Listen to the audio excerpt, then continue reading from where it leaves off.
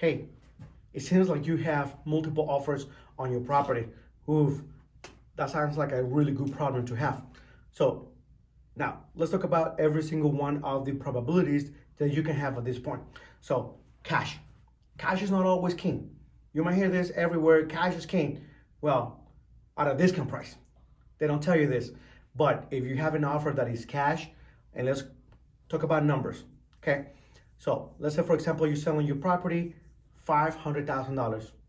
Typically, when we have a cash offer, normally comes, I will say, between $40,000 to $50,000 lower than the asking price. So, cash is a good option? Yes, because it's most likely guaranteed that you will close.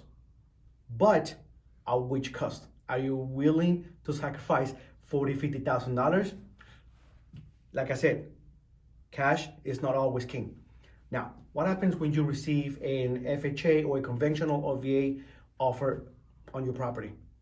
Okay, so now that you have other offers on the table, the agent's responsibility is to call every single one of the lenders to determine who may be the best or the strongest buyers that you receive an offer from. This is what we talk about since the beginning.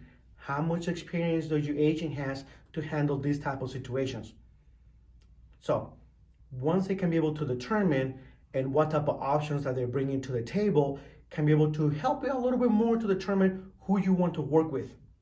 Now, at this point, I do and I highly recommend to do a net sheet or to receive a net sheet.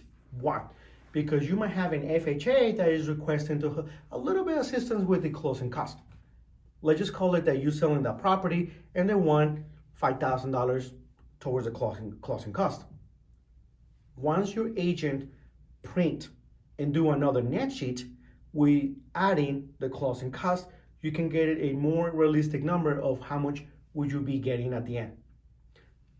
The other side is that there may be another offer that they're not requesting anything, but they're not as strong as you think they are. And there might be another offer that they are maybe putting 20% on a conventional loan. So as you can see, the different options, every single one of the offer might be different.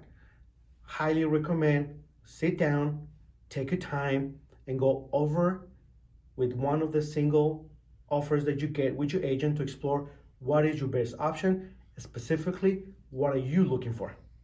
Best of luck.